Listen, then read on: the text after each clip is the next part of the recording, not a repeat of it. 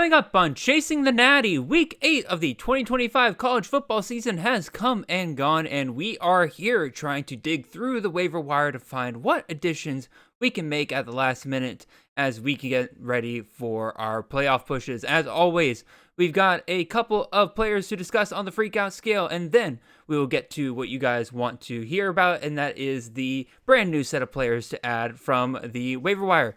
All of that and more coming right after this.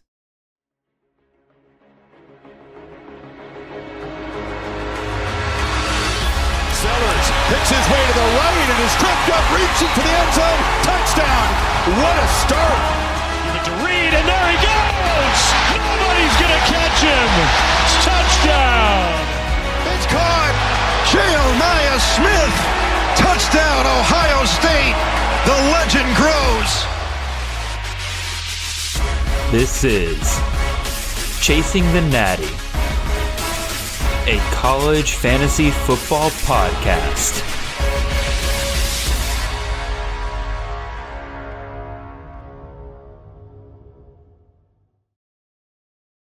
All right, welcome in everyone. This is Jared Palmgren, host of the Chasing the Natty podcast. Hope you guys are having a wonderful ride to your work on this Monday morning. We are the college fantasy football podcast on the Campus to Canton Podcast Network. You can find us in all of your podcast feeds and on YouTube every Monday morning and Tuesday night during the season. If you want to support the great work we do here, head on over to campustocanton.com. Subscribe there with any of our phenomenal tiers. We got content ranging on all sorts of college football games, whether it is CFF, Devy, Campus to Canton Leagues, College DFS, Underdog Best Balls. If you play it, then we've got content. Whether that's tools, rankings, pretty much everything you need to succeed. In fact, right now, if you want to support the show even further and directly, make sure when you sign up for one of our yearly membership tiers, you use that promo code NATTY, N-A-T-T-Y, to get 10% off your yearly membership. Again, that is promo code NATTY, N-A-T-T-Y. If you can't do that, totally fine. You can just show us some love by leaving a like, a comment, and a subscribe on the YouTube side of things. If you're on the podcast side of things, just leave a 5-star review. Make sure you're following the show. Not only does that show us support, but also shows the entire game of college fantasy football in general a ton of support. If you have any further questions or want to get in touch for whatever reason, you can find me in the show on Twitter. I'm at CFF_Jared. The show is at Chasing the Natty. And y'all, I said it last week, but it gets more and more true each week as we get closer to playoff time. Like, it is go time. It's something we were kind of discussing in our CFF Slack a little bit, and just really when we were discussing the freakout scale for this week as well. So much just feels set in stone at this point, right? Like, I mentioned this at the start of my waiver wire article this week, and that is, like, there's not going to be that much change between now and week 14. If a team has struggled on offense, the rebound's probably not happening if they haven't figured it out by that. I'm looking at you, UTSA Roadrunners. If a team, teams can fall apart, right? Again, one bad injury can really throw things off, but teams aren't likely going to shift the way that they split their carries or their target distributions at this point, right? Unless an injury happens of some kind. That's really the only thing that we're kind of really looking for. In terms of guys just naturally emerging, we're not really set to see a whole lot of that going forward. And so that does make the waiver wire pretty much the hardest that is going to be this season. It does not help that this week, upcoming week, week 9, is another one of these really, really tough, high number of teams on buys this week. So I'm guilty of this with a lot of the suggestions I give today. There's a lot of guys I'll be discussing today that are on buy this week, but I do think they will be good for you down the line. Really, is there anything else that I kind of wanted to mention on that? I don't really think so. I think we just kind of dive right on into it. I will say that today's show is going to be somewhat truncated just a bit, mostly due to the fact that, one, like I said, the waiver wire was really hard this week, so we only have 3 quarterbacks and 3 running backs to discuss in feature today. Right, like I still have some honorable mentions, right? So you still get a good number of guys I'll be discussing today, but a lot of the guys that I was looking at today are guys we've discussed before on this show, so it doesn't really make sense to like have a whole feature on them, because a lot of the things I would have said last week, or Nate or Chris and Nate would have said 2 weeks ago, Nothing much has really changed from then. So you can just go back and listen to some of those episodes, and a lot of those guys are still pretty available. But I'll make sure to highlight those guys. And the other part of it is that going forward, unless I get this huge uproar and everything, I am going to be cutting out, at least for this year, the waiver wire traps going forward. And this isn't me saying that I'm never doing it again. I do think that that is a segment that is better used and better appreciated in the first half of the season, right? Because there is so much that is still moving around. So many things are still evolving, right? You guys want to hear, one, if there are new players, they need to hear what I say 1,000 times, which is like the things to look for that kind of tell you whether or not a guy's going to be a waiver trap or not.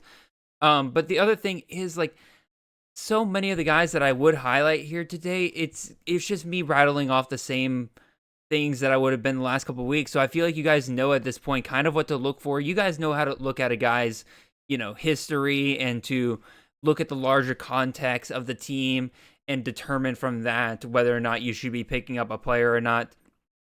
And even then, like, because the waiver wire is so thin at this point, if there's a guy that I'm not highlighting today, more than likely it's because I don't necessarily have a super high opinion of them regardless. And so you can kind of almost understand my opinion on, like, a guy who scored very highly last week. If I don't mention him on the waiver show just going forward, probably means I would consider him a waiver wire trap more often than not. So yeah, that's going to truncate the show a little bit going forward. And it does kind of leave me a little bit more time to discuss some of these other players more in depth. Again, if there's a huge uproar that you guys like love that segment and you want me to bring it back, I'll bring it back. But for this week and going forward, at least until the end of the season, that part is going to be cut out. So with that being said, let's get on into it. Again, the stuff we do have here today is a freak out scale segment. We got 2 players we're going to discuss today, and then we'll jump right into the waiver wire pickups for this week, including the DSTs at the very end. So with that being said, let's move on over to that freak out scale. And the 2 players we had to discuss this week, again, shout out to the NIL tier over at the Campus of Canton Discord. This is our 2 players that were selected by our NIL tier over there, voted upon, are Bryson Washington, the running back out of Baylor, and Mario Craver, the wide receiver out of Texas A&M. Mario Craver, or, what am I doing? I should start with Bryson Washington. That's the guy that I mentioned first. So yeah, Washington. I normally don't do guys that got injured and, then we're kind of like working from there. Because a lot of times I would just say, like, I'm not an injury expert. I'm not going to tell you how long it's going to take a guy to get back to, being, at their peak or anything like that. But Washington, I am willing to make an exception here because I am slightly worried as they're bringing him back. They are splitting carries quite a bit over there. Like, Knighton, the freshman, is getting a lot of carries. There's another one I can't remember off the top of my head. Let me see if I can look it up just real quick. Statistics. It was, Michael Turner. Michael Turner's getting plenty of carries with them right now. And so I do think that, with Washington being injured, with him coming back and then bringing him back pretty slowly here, like, how much should we be worried going forward? And I think there is a legitimate reason to worry. I've got this at a 6. Again, reminder to everybody, this is a scale of 1 to 10. So 1 is start with confidence, 10 is drop them. They shouldn't even be on your roster. I've got him at a 6. I'm the lowest among the 3. Chris K's got him at a 7. Nate's got him at an 8. Nate makes sense because, Nate, 1, doesn't think that Washington's even going to play this week. And so obviously that means you just sit him just because of that. But to me, like, even if I made my rating as if, Washington by some miracle is going to play, because he did get hurt again last week. So they may sit him this week. But even if he does play this week, I think that there's a legitimate reason to go ahead and bench him if you've got other options until we kind of get this figured out. Is this split carry, the split workload between Washington, Knighton, and Turner a more permanent thing that the staff's going to do in order to try to keep Washington fresh going forward? I don't really know. So I have this at a 6. Again, Nate's at an 8, Chris K's at a 7. K's pretty much on the same page as us. Again, the injury definitely worrying going forward. And then Mario Craver, I was so excited to discuss him. Let's go ahead and get to him as well. Craver is an interesting one, right? Because he started off the season so dang hot, right? But now he's starting to kind of fade, right? Let me see if I can look this up on my handy dandy spreadsheet here. Yeah, through week 3, Mario Craver was the wide receiver 1.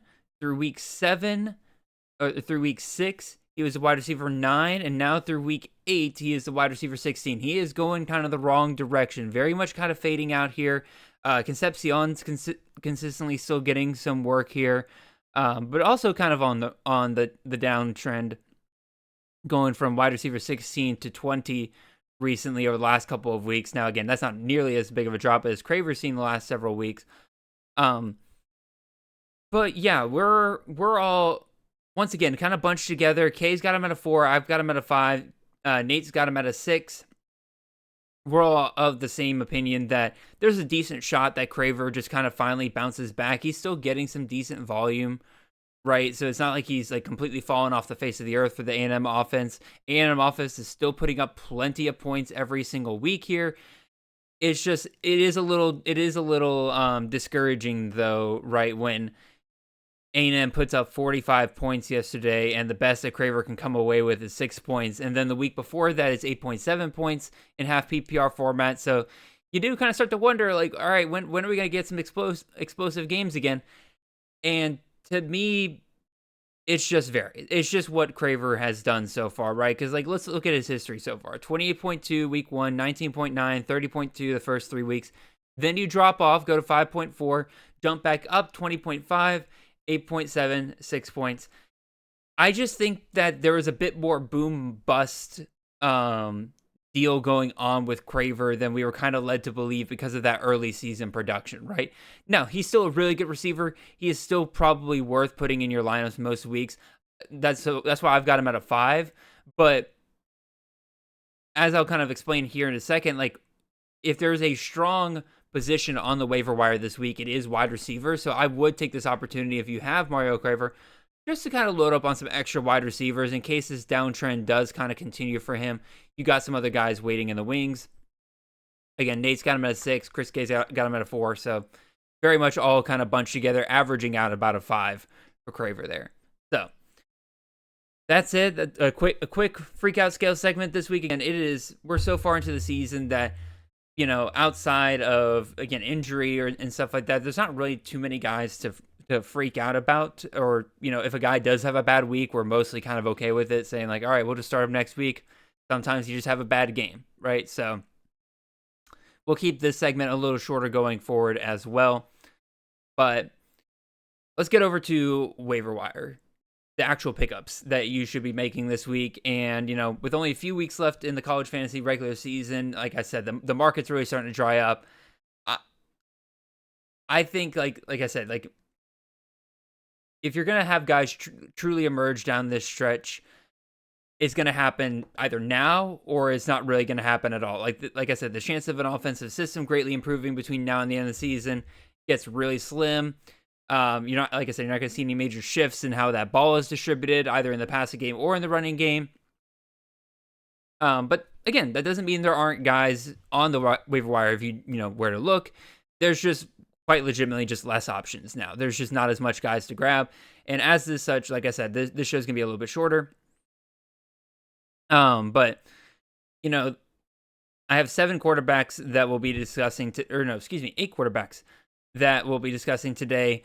And I noticed this the last couple of years that I've done the waiver wire, that I just kind of get to a point with quarterbacks where I just have to mention the same guys over and over again, to the point where there's some weeks where I don't even have quarterbacks to feature because there's just always that same group of guys that hovers right under 30% that I'm just like, hey, these guys are still good. These guys are still available. And like I said, there's no real guys emerging unless there's an injury. And I feel like we're right about that point because, again, the honorable mentions are almost the same as last week. And so, but I got 3 guys that I'll highlight there. At running back, very similar deal where some of the guys like Jordan Brunson I mentioned last week, I think are still the premier grabs on the waiver wire and are better than the guys I'll feature today.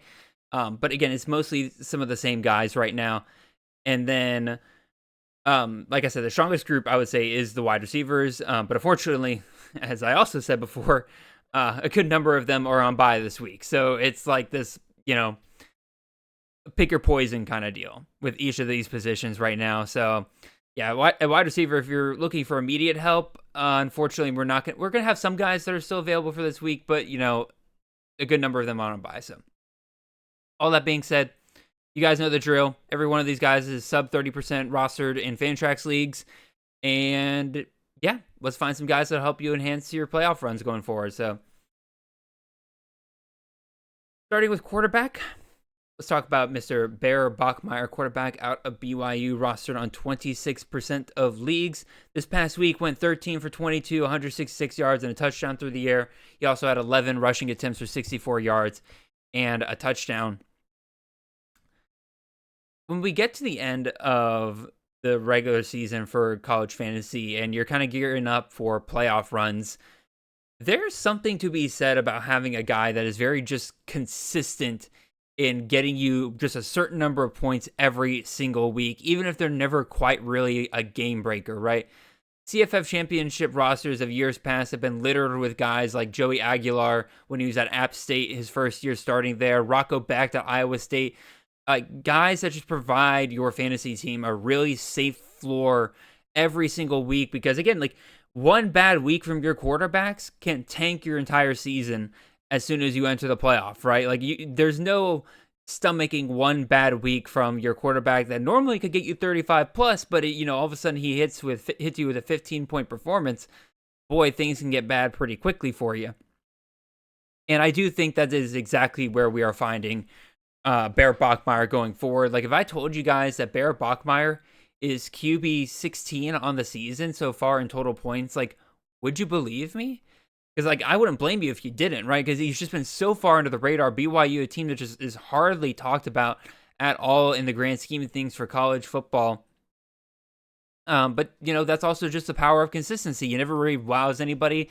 Nobody's out on Twitter saying like I won my week because of Bear Bachmeier, right? But those that have him and those that have been starting him in the leagues that he is already rostered in, 26% of leagues, they're pretty happy with what they've gotten so far. Because outside of a 13.7 fantasy point performance against Stanford in week 2, which was his first start against a Power 4 opponent, Bachmeier's found himself finishing in the top 48 quarterbacks each individual week and has never finished below that, right? That doesn't sound super impressive, top 48 quarterbacks, but the fact that you can just kind of lock him in to 20 fantasy points a week, which he has not gone under at all this season, again, outside of that Stanford game, that's worth a lot, especially down the stretch, right? Especially if you have, a team that you're just looking to get through the playoffs by hitting, 180, 190 points every single week. This is the guy that can absolutely help you kind of get to that stable level every single week. Talk about Bachmeier a little bit more. Again, a lot of his production does come through his legs, where he manages somehow to find like 40 plus yards damn near every single game, it feels like, and it does not matter who he is going up against. He finds a way to get himself plenty of rushing there. And even better, those scrambles and runs often result in a score. In his last 3 games, Bachmeier has found the end zone 4 times on the ground. His passing can leave something to be desired a little bit. He's got less than 200 passing yards in each of his last 2 games.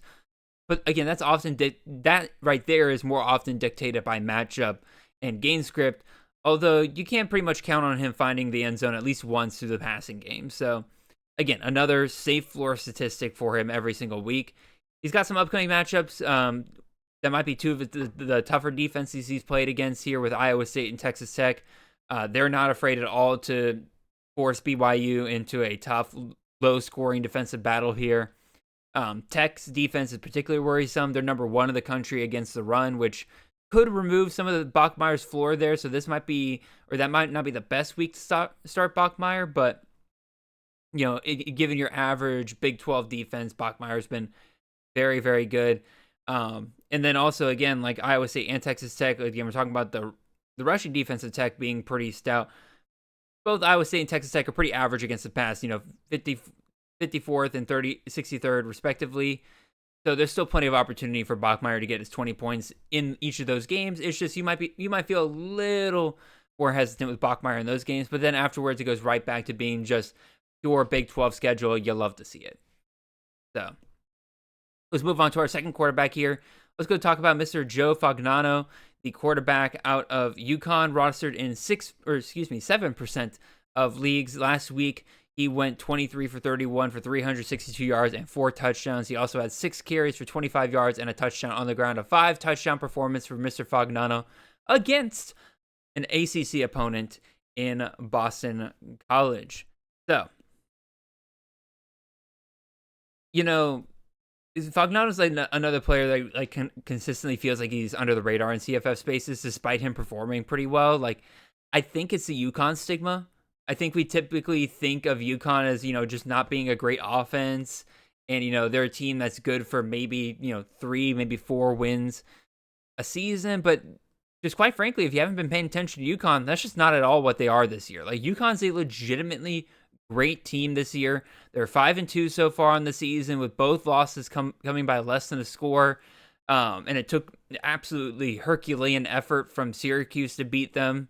General, just looking at the stats, their offense is top 25 in both points per game as well as total yards per game. So really the question is, why wouldn't you want a dual threat quarterback at the center of an offense like that that's putting up so many points? Because when you look at it, Fagnano's top 36 in total points scored this season among quarterbacks. He's had his fair share of stinkers, don't get me wrong, but most of those have kind of come whenever Cam Edwards is doing a little too well in the run game.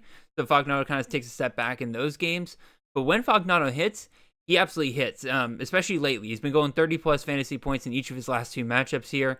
And as UConn continues to try to put together their second 9-win season in a row, I think their strategy is pretty clear. They're going to run it up on pretty much everybody because why not? They're UConn. They never get an opportunity really like this. And so let's do it every single week. And even better, we don't really see UConn pulling their starters all that often, right? And that gives even more opportunities than most would get in a blowout. Their upcoming schedule is pretty solid. They got Rice, UAB, and Duke coming up in the next few weeks. Both Rice and UAB, I will say, are very susceptible to the run. So maybe watch out, starting Fagnano in those games a little bit, because those could be games where, as we said earlier, if Cam Edwards is eating, Fagnano tends to struggle fantasy-wise a little bit in those games. However, that matchup against Duke a few weeks later is looking really nice for Fagnano. Like, Duke is solid versus the run, they're 33rd in the FBS, but they are very weak against the pass. They're 114th against the pass. So UConn absolutely can be in that game. They've already taken down Boston College, another ACC member. I don't think there's any reason to doubt that they can do it again. Add in the fact that even if Duke does get out to a lead, that just adds more expectation that Fagnano is going to get even more touches in that game. So I think Fagnano, given his upcoming opponents here with Rice, UAB, and Duke, there's plenty of good opportunity for him to be a spot start, especially if you are struggling with some buys in the next couple of weeks. So, last quarterback we'll discuss here today, I think, is a guy we've mentioned on the show before, but I really want to reiterate him, mostly due to the fact that things have kind of settled out with Army here. And boy, it is just, God, Army, so annoying. So annoying. They did this whole thing where, Cale Helms, the quarterback we're discussing here, and Dwayne Coleman, they were saying, they're going to compete every single week. We don't really know who's going to start week in and week out. And it made it just dang near impossible to actually put a guy out there to start for college fantasy. I think, though, with 3 weeks in a row of Cale Helms starting here for Army, I think it's pretty safe to say he is that guy going forward, and any other talk is really just them, doing coach speak, trying to keep Dwayne Coleman from transferring somewhere else. Not that I would really think there's any, places that Dwayne Coleman could go, but regardless, Cale Helms, as we kind of mentioned, has been great. He's rostered on 5% of leagues, which is kind of crazy to me. But again, when there's a legitimate chance of him just not starting week in and week out, a lot of people kind of hesitate on that. But now we should be pretty confident in picking him up. And he could absolutely be, I don't want to say a league winner because he's not quite doing, Bryson Daly numbers from last year, but his rushing is just absolutely nuts, right? Last 3 games, he has had 20 plus rushing attempts in all 3 of them. This past week, he had 39 rushing attempts all by himself. He's had 8 rushing touchdowns in the last 3 games. He has had 80 plus rushing yards in 3 of the games and 140 plus rushing yards in 2 of the games. Just his rushing alone is beautiful for just plugging into your CFF lineup and just going from there, right? His passing, obviously, as any triple option quarterback, is going to leave something to be desired, right? And he's not quite doing what Bryson Daly was doing last year in that respect, but you don't need him to. Just with his rushing alone, basically, he's hit 27 points, 28 points, and 32 points the last couple of weeks. Phenomenal pickup this week. If you're struggling at all with quarterbacks, I have a feeling that Helms is about to jump up in a big way in terms of rostership, especially considering the fact that after he gets done with his bye this week, the next 2 teams that he is facing are Air Force and Temple, both of whom are outside the top 110 in rushing defense. That tells me the Army can absolutely eat against both of those teams, and we should see plenty of scoring opportunities in those games. So, yeah, Helms, great pickup this week. Let's go ahead and take a look at some honorable mentions. Alonzo Barnett, I bet a lot of you are kind of surprised that I did not put him here as like a must grab off the waiver wire. And, obviously in a best ball format, absolutely, right? If you got a league where you can pick up guys and you can put them on your roster, why not? In terms of redraft, though, he and this offense just don't have the consistency that I'm really looking for. It feels like they almost run a different offense every single week, and that makes it really hard to predict what we're going to get out of Barnett every single week. Now, if you're one of those people that want to just grab him and shoot for that 50-point upside every single week, I totally get that. I'm not saying don't grab him off the waiver wire at all. I'm just saying why I didn't make him a feature this week, because I think you should grab him off the waiver wire and have him on your roster just in case this kind of stuff continues down the line here. But, just know that when you're shooting for that 50-point upside, you also can get a game like they had against Georgia State, who is, by the way, not a good defense at all. And they put up 14 points in that game, and, Alonzo Barnett put up 9 total fantasy points. So just know there is a huge boom-bust opportunity with Barnett. But again, if you're shooting for that 50-point upside, I don't blame you. Brock Lowry, we discussed him last week. Not really much to add considering he's on bye this week. He's got Miami of Ohio this week. They're pretty tough versus the run, so that's a little worrying. But after that, he's got more action games. He should be good for the rest of the season. Nick Minicucci, the quarterback out of Delaware, once again had a really solid game this past week in terms of yardage. 400 plus passing yards, 13 rushing yards. Only 1 touchdown, though, because, Byron Ellison's a vulture like you wouldn't believe. Might as well call him Vulture Ellison, because dude had like 9 total touches for 15 yards and 3 touchdowns. Meanwhile, Nick here just got absolutely, shown the short end of the stick on that. But he should still be fine going forward. He's got MTSU this week. They're a defense that he can absolutely take advantage of, so we'll go from there. Tucker Kilcrease, not a great game this past week, but I think what I've kind of figured out with Kilcrease is that he is a guy that you want to start when you think that Troy is going to be in a negative game script, because in those negative game scripts are when Kilcrease kind of shines, versus if they are winning the game, they're very likely to run the ball quite a bit. So just know that if you're picking up Kilcrease, to be very particular about when you start him. And then the last one here, Connor Weigman, another good performance this past week, 34 fantasy points. He did not increase at all in terms of rostership last week, which makes no sense to me. He's got Arizona State this week, a little bit tougher of a matchup, but for the most part, he's been fine against any team not named Texas Tech. So I think he's still absolutely worth a pickup.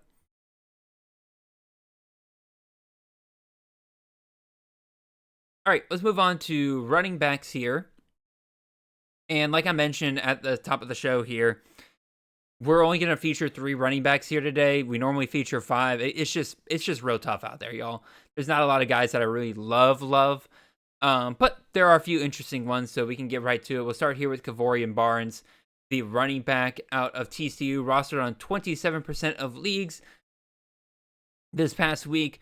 Great performance, 25 carries, 106 yards, and 2 touchdowns.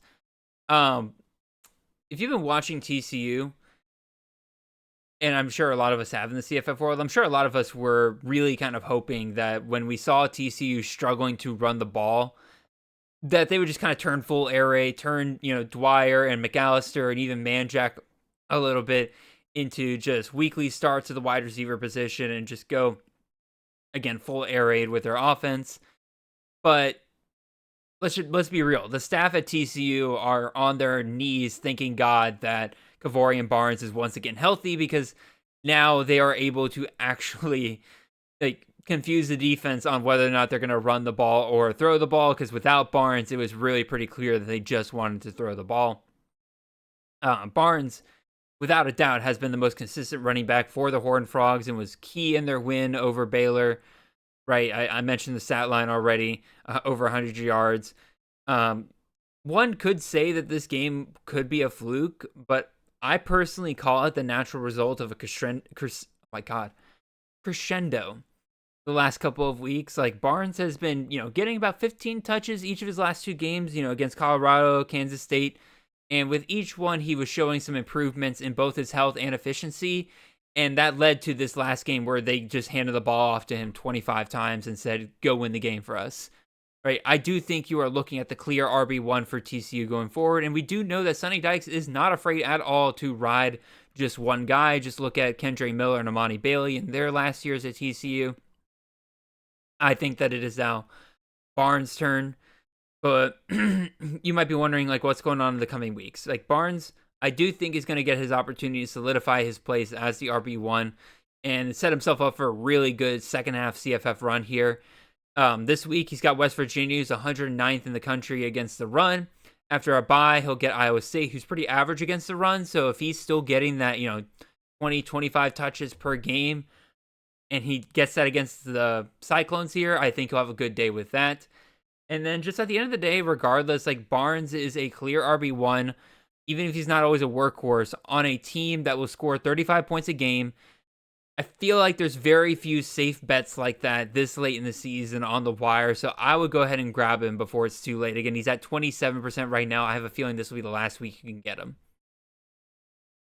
Let's keep it in the Big 12. Let's talk about another running back here that's starting to emerge, and that is Mr. Rodney Fields, the running back out of Oklahoma State. I can hear some of you guys asking already, do we really want to trust an Oklahoma State player given the absolute trash dump that they have been this year? I agree. That kind of feels like a very messy proposition, but given the barren wasteland that is the running back waiver wire right now, I do think we have to become comfortable with being uncomfortable.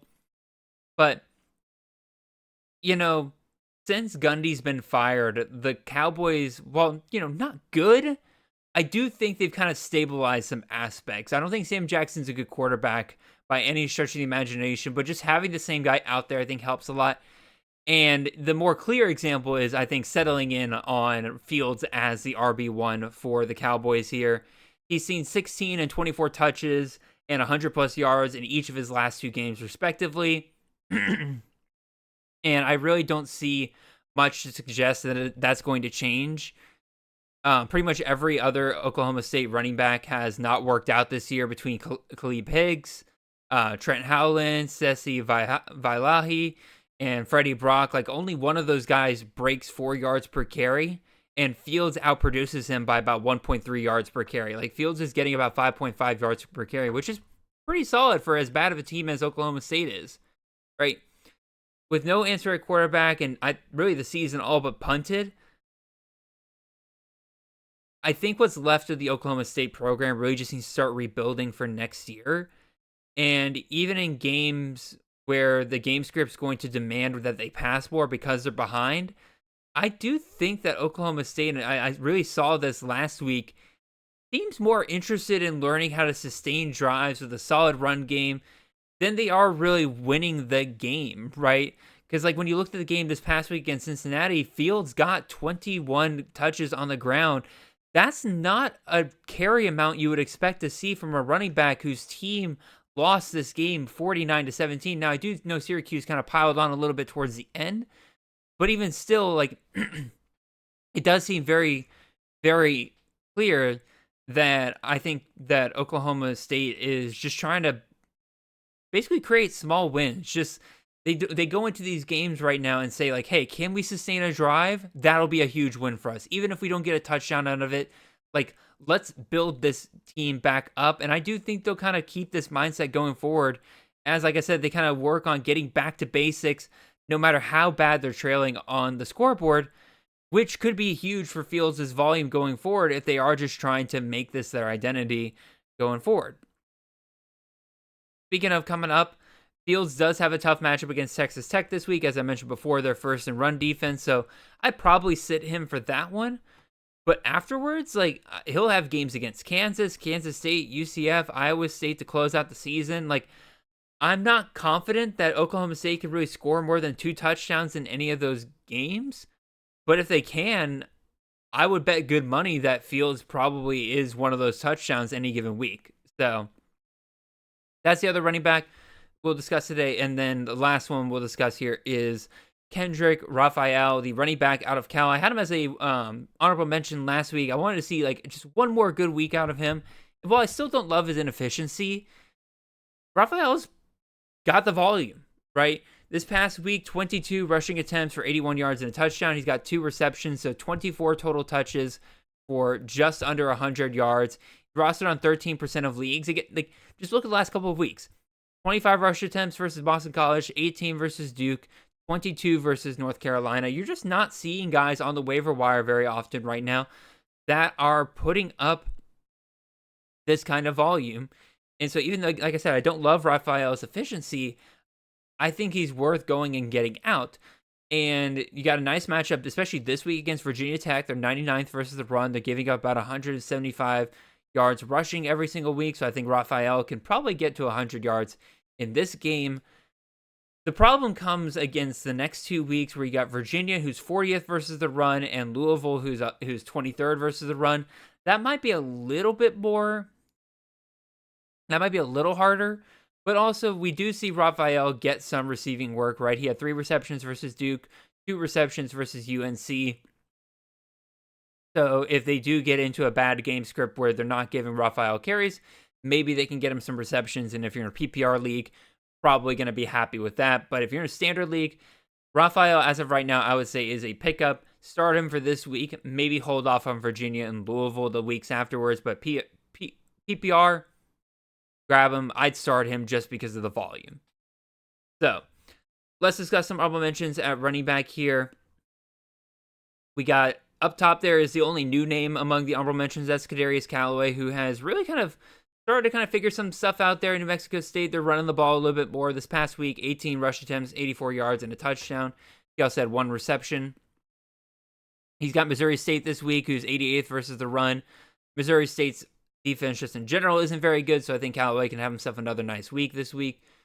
Coleman Bennett out of Kennesaw State, rostered on 5% of leagues. Again, not much to say here because I discussed him last week and he was on bye this week, but he does play FIU this week, who is very vulnerable on defense, so I think that he can take advantage of that, especially if he continues to get his receiving work. FIU is bottom 20 in the country versus the pass, so Coleman can probably take advantage of some of those receptions he's getting every single week.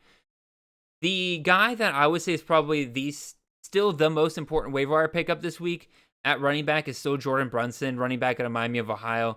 This past week against Eastern Michigan, 23 rush attempts, 122 yards, and a touchdown.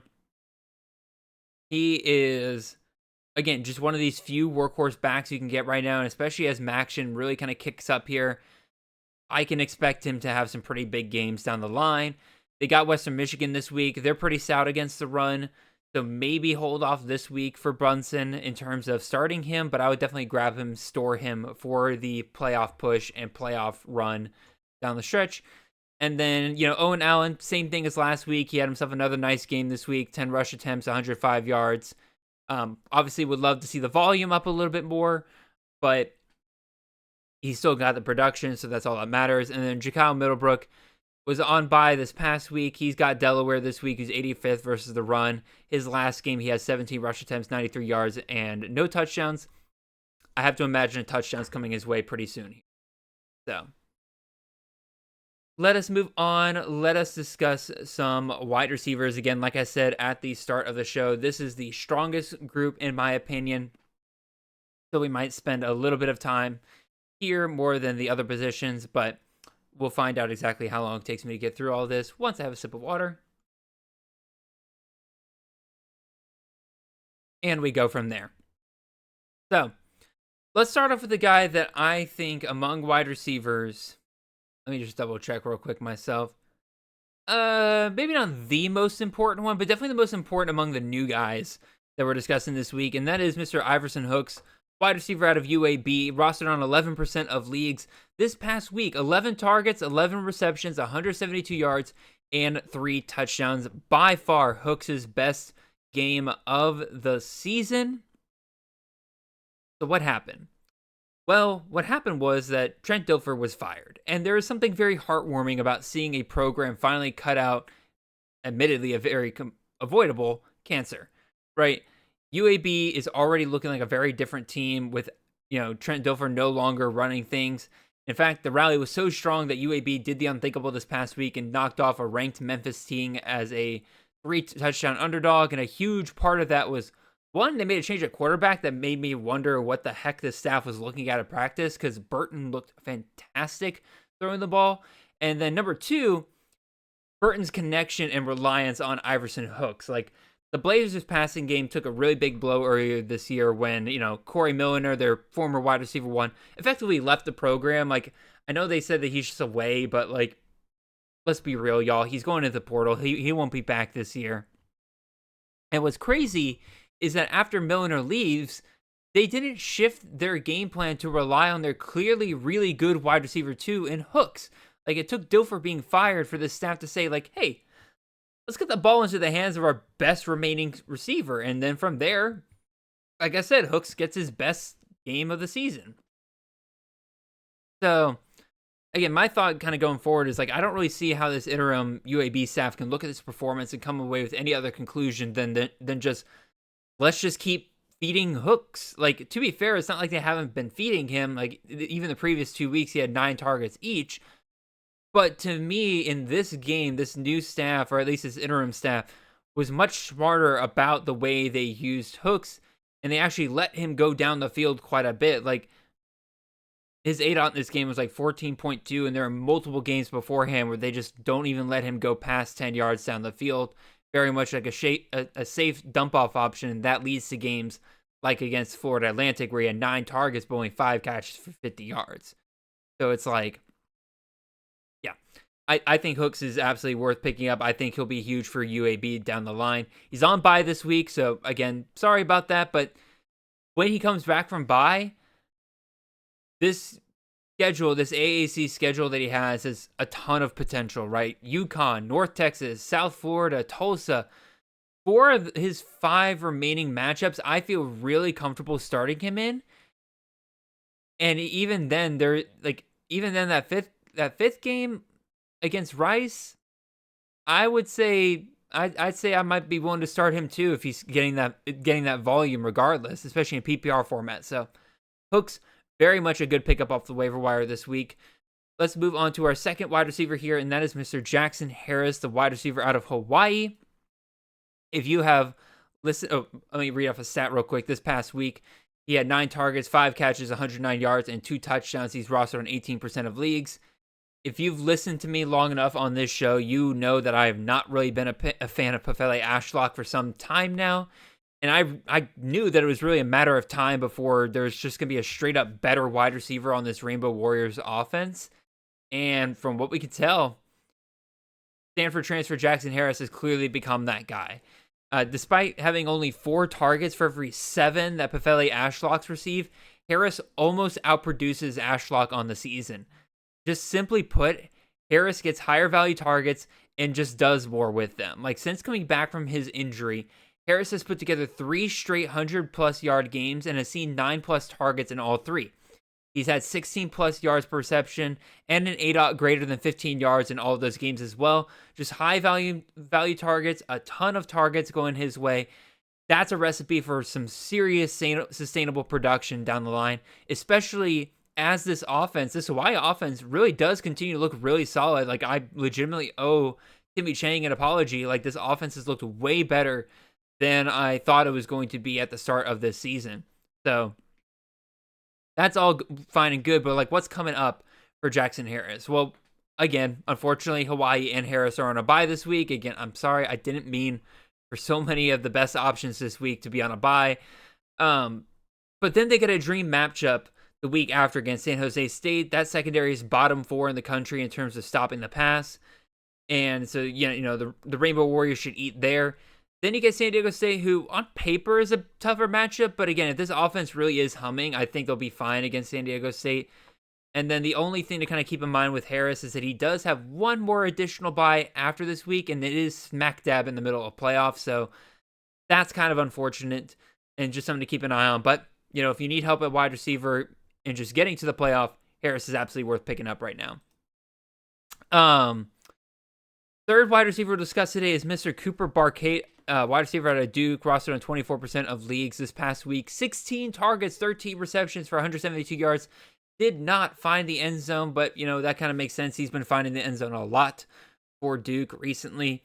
I cannot remember if Mox or Nate had brought up Barcate before, so I will apologize if they have done so. But I do think it's worth reiterating here. I know a lot of us are really big on Quayshawn Brown before the season, but man, Harvard transfer here, Barcate has really, really taken over this passing game. He's looked really, really solid. In games where he's not scoring a touchdown, he's getting a lot of production. In games where he's not getting a lot of production, he's getting a touchdown. A very consistent starter for you week in and week out. And quite frankly, he's got himself some really nice matchups coming up. Clemson, defense, not nearly as scary as it normally has been. UConn, the week afterwards, they're 81st against the pass. Lots and lots of potential for Barcate to continue here. I do worry a little bit because Duke does kind of spread the ball around a little bit, but they also throw. They're like set to throw like 450 times this year. So I think, again, just looking at Barcate's target numbers, 4, 9, 16, he'll have plenty of big target games going forward. So we'll have to see. But again, it's really encouraging that as we get down the stretch here, that Barcate seems to be ascending rather than descending, especially with his involvement in this offense. If he can put together even remotely as close of a game that he put together against Georgia Tech here, but it can find the end zone as well, he'll have himself a monster game at some point here soon. So he is on bye this week. Another guy that is just unfortunately on bye, and you got to work with that. Wide receiver number 4. Let's talk about Isaiah Satania. Again, I got another guy that I can't remember if Nate and Mox have brought up recently. But screw it. Again, I'm reiterating him as well. We all love Deion Burks. But, those injuries to Oklahoma's boundary receivers, as well as the disappearance of Elijah Thomas. Seriously, what happened to that guy? Those have forced Burks out of that lucrative slot position and out on the boundary. That not only hurts Burks' production, but it has opened the door for Arkansas transfer Isaiah Satania here to come in, take over that coveted slot position in Ben Arbogle's offense, and quite frankly, it's paying off, right? The volume has been there for Satania recently against SEC competition. Against South Carolina and Texas, Satania saw 11 plus targets in both of those games.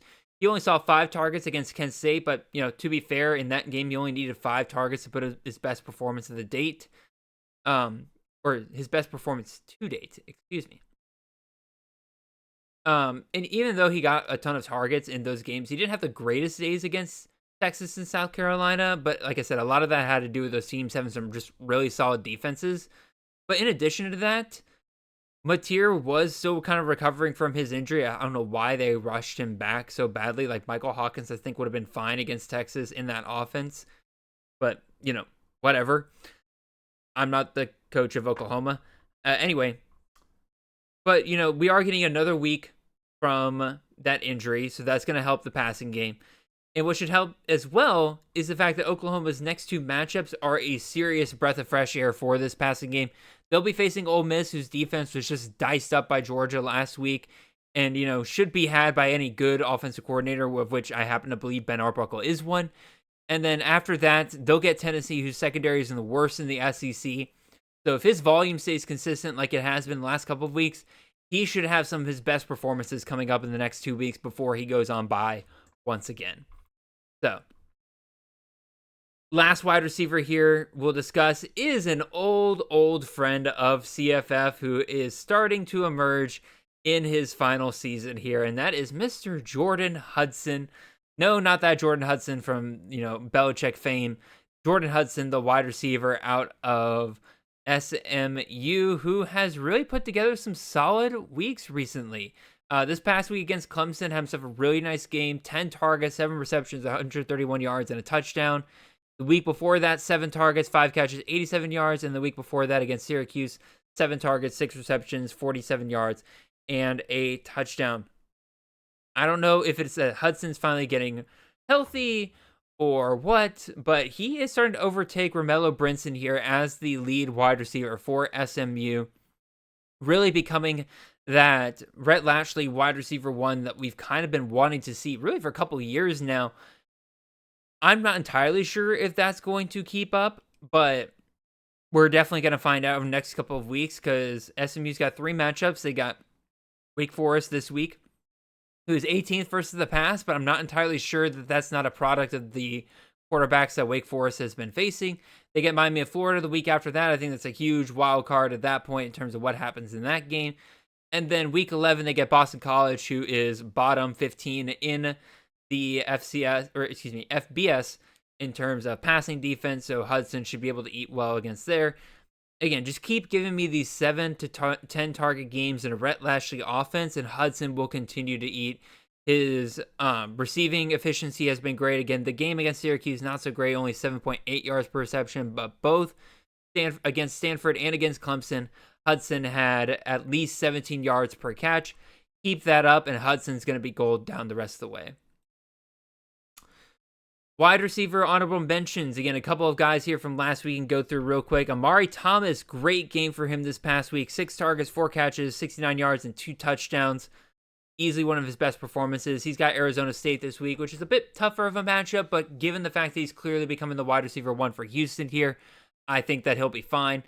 Landon Ellis did not find the end zone this past week, but another solid day with 7 targets, 6 catches, 97 yards. He is going up against Texas State this weekend, who is 113th, bottom 25 in the FBS against the pass. He's continuing to be a deep threat for James Madison. I think this is another game where he can eat. CJ Williams still out there, rostered on 23% of leagues. He did well against Florida State this past week. 6 targets, 4 catches, 61 yards, and a touchdown.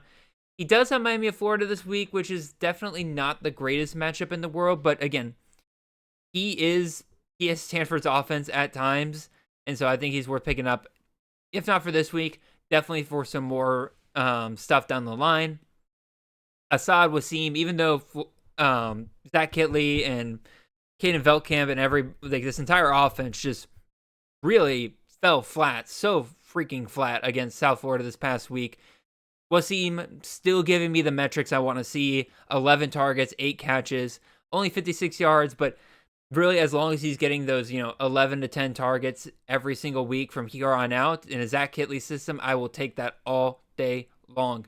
He's got Navy this week. They're 87th versus the pass. Given the fact that FAU should have taken advantage of, South Florida's defense last week, I'm a little worried about FAU just in general going forward.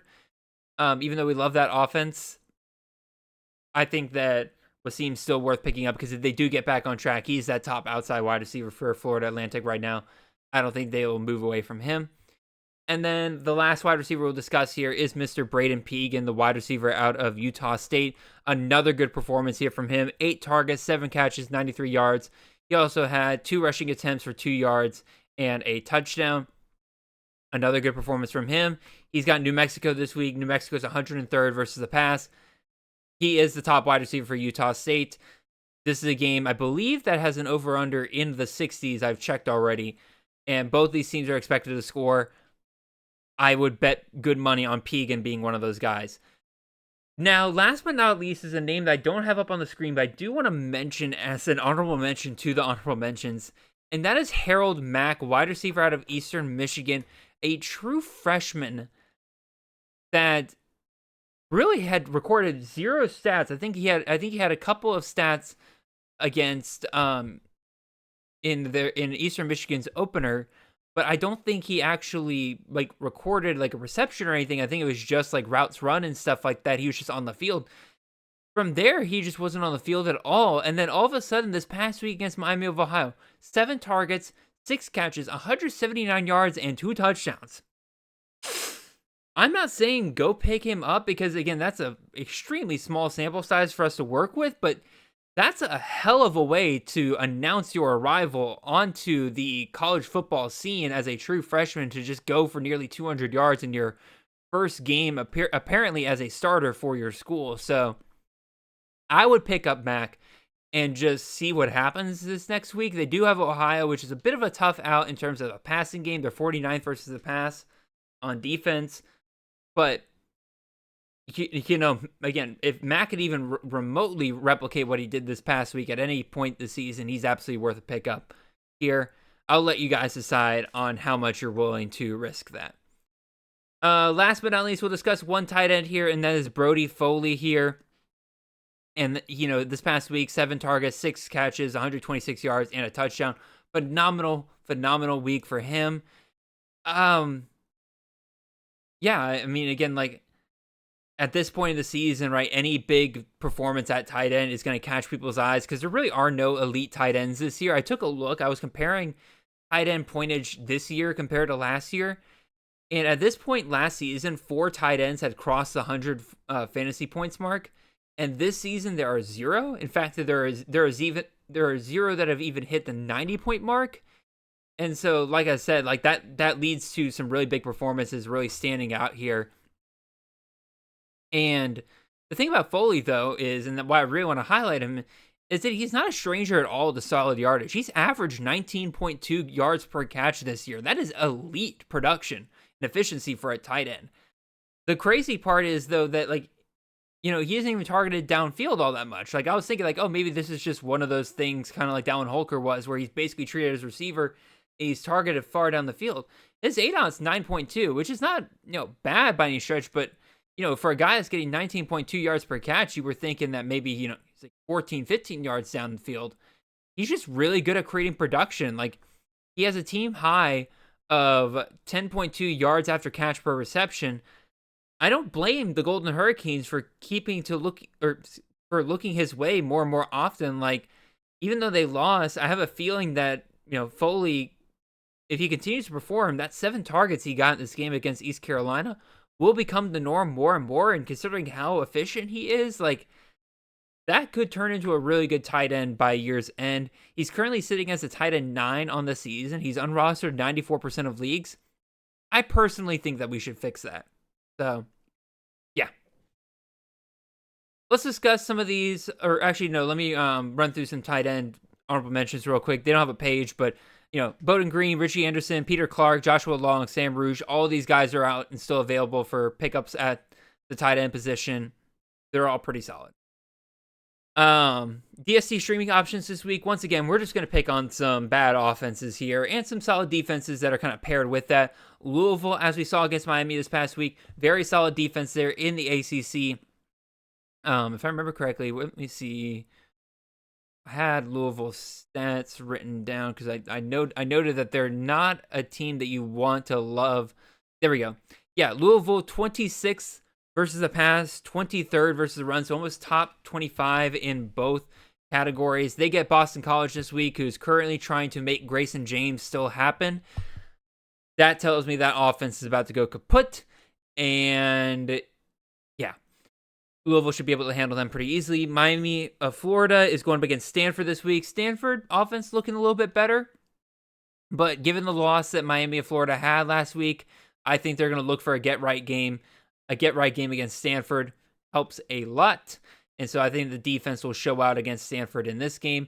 Boise State going up against Nevada. Nevada a terrible offense so far this year. I think they are bottom 10? Yeah, bottom 10 offense in the league. 14.8 fantasy or 14.8 total points per game. Boise State's had a pretty decent defense so far this year, so I think they'll be able to handle that pretty well. Virginia's got a pretty solid defense, but once again, we're picking on the offense here. North Carolina, a bottom 6 offense in the country. Let Virginia do its thing. I think they'll hold North Carolina to very few points in that game. And then last but not least, I don't super trust Central Michigan's defense, but they are playing UMass, who is the worst offense in the entire country. Let's just keep picking on that. So, with that being said, we have come to the end of our show, y'all. Again, I appreciate all of you guys for listening. And I thought this was going to be a shorter show, but we are right here, right at an hour. So, well done to me, I guess, for nailing that time period. With all that being said, if you have not already, make sure you leave a like, comment, and subscribe. If you're watching this on YouTube, if you're on the podcast side of things, make sure you follow the show, leave a 5-star review wherever you can. Make sure you guys check out the rest of the Campus to Canton podcast network for shows ranging on pretty much anything you could think of related to the college fantasy game. We'll see you guys back here next Monday for more waiver wire pickups. Be also sure to tune into the Tuesday night live stream where we discuss start and sit questions. Until then, really appreciate you guys. Hope you guys have a wonderful and blessed week, and good luck in your Week 9 matchups. See y'all.